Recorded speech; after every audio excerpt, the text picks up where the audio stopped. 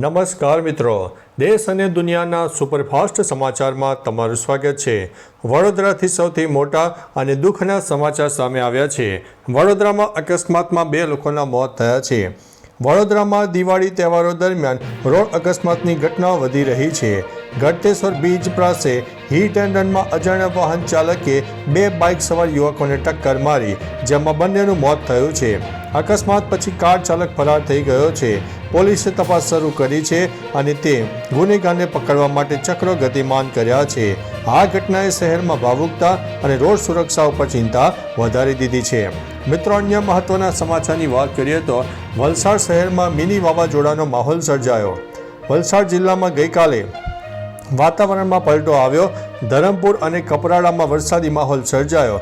ફૂલવાડી, જરિયા, ભેંસદરા, બરોલિયા, ધામણી અને બિલપુડીમાં ધોધમાર વરસાદ ખાબકી ગયો। નવા વર્ષની શરૂઆતમાં વરસાદથી ખેડૂતોમાં શિયાળુ પાકના નુકસાનની ચિંતા વધી રહી છે। વલસાડ શહેરમાં ભારે વરસાદ અને પવનથી મિની વાવાઝોડા જેવી અસર થવા પામી હતી।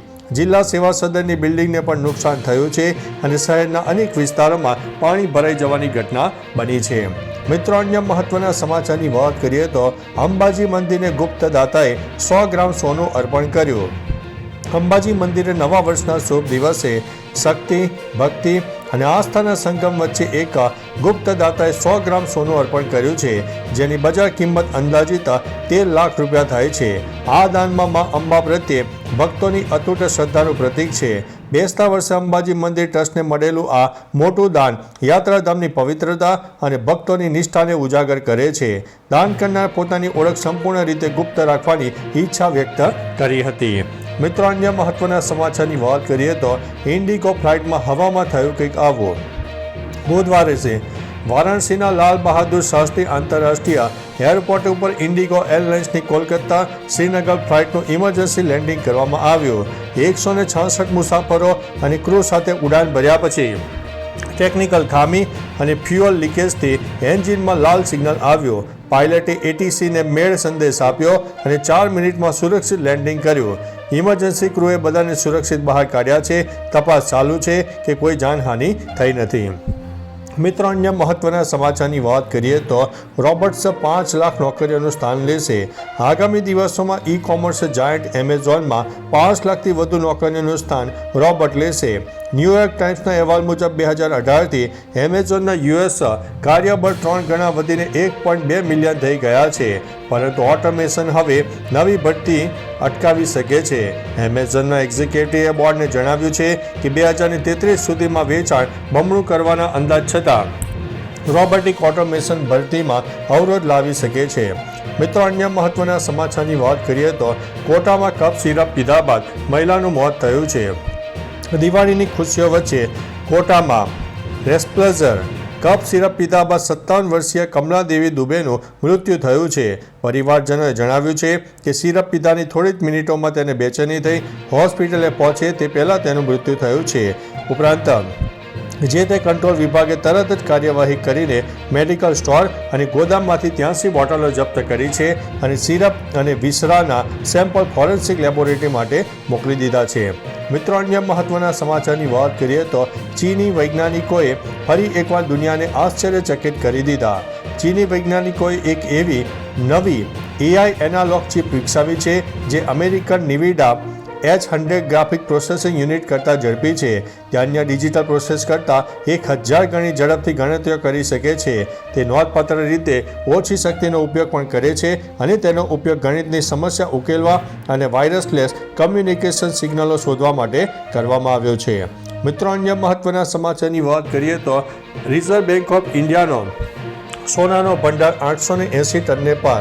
ભારતીય રિઝર્વ બેંકે સપ્ટેમ્બર 2025 સુધીમાં તેના ભંડારમાં કુલ 880.18 મેટ્રિક ટન સોનું ઉમેર્યું છે। રસપ્રદ વાત એ છે કે ફક્ત સપ્ટેમ્બર મહિનામાં જ 200 કિલોગ્રામ સોનું ઉમેરાયું હતું। વધતી જતી વૈશ્વિક આર્થિક અને ભૂ રાજકીય અનિશ્ચિતતાને કારણે સોનાની માંગમાં જોરદાર ઉછાળો જોવા મળી રહ્યો છે, કારણ કે તેને સલામત રોકાણ માનવામાં આવે છે।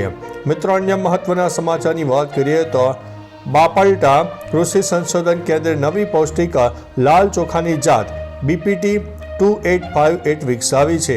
આ ચોખાની વિશેષતા એ છે કે તેમાં સામાન્ય ચોખાની સરખામણીમાં વધુ એન્ટીઓક્સિડન્ટ અને પોષક તત્વો છે.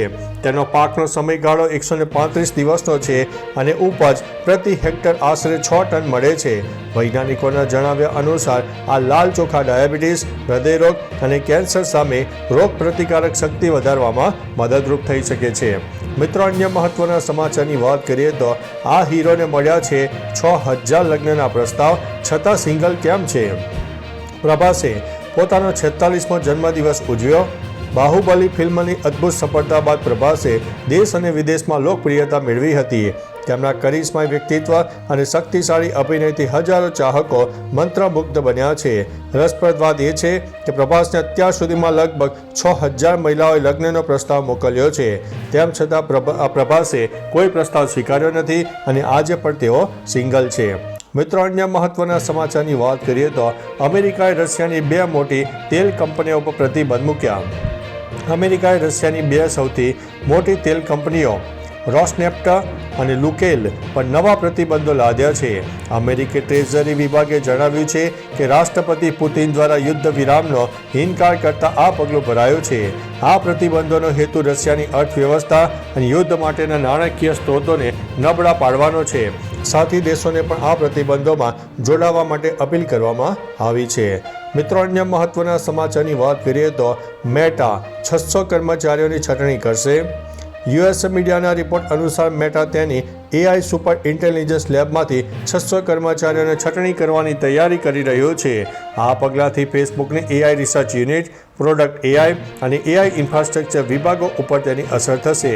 મેટાના ચીફ AI ઓફિસરે એલેક્ઝાન્ડર વાંગે જણાવ્યું છે કે આ નિર્ણય બિનજરૂરી વર્કલોડ ઘટાડવા અને કાર્યક્ષમતા વધારવા માટે લેવાયો છે.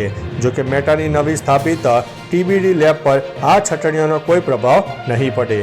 તો ચાલો મિત્રો, ફરીથી દેશ અને દુનિયાના સુપરફાસ્ટ સમાચાર લઈને મળતા રહીશો. ત્યાં સુધી અમને રજા આપશો. નમસ્તે.